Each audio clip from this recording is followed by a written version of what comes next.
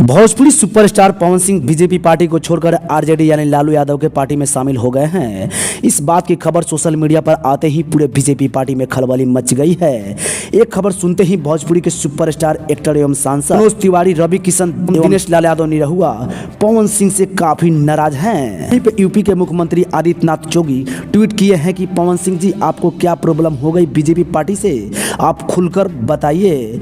वहीं पे एक तरफ आरजेडी पार्टी के बेटे यानी डिप्टी सीएम तेजस्वी यादव ने पवन सिंह को अपनी पार्टी में एक अलग जगह दे दी है, जिससे पवन सिंह तेजस्वी यादव के साथ काफी खुश नजर आ रहे हैं। तो बता दें, तेजस्वी यादव और पवन सिंह की कल रात लालू आवास पर मीटिंग हुई है, जिसमें पवन सिंह को मंत्री बनाने की बात हुई है। तेजस्वी यादव पवन सिंह को बिहार के किस मंत्री पद पर घोषित करेंगे, क्या है खबर की पूरी जानकारी हम इसी वीडियो में बताएंगे। अगर आप अभी तक मेरे इस चैनल को सब्सक्राइब नहीं किए हैं तो प्लीज सब्सक्राइब कर बेल आइकन घंटी को दबा दीजिए।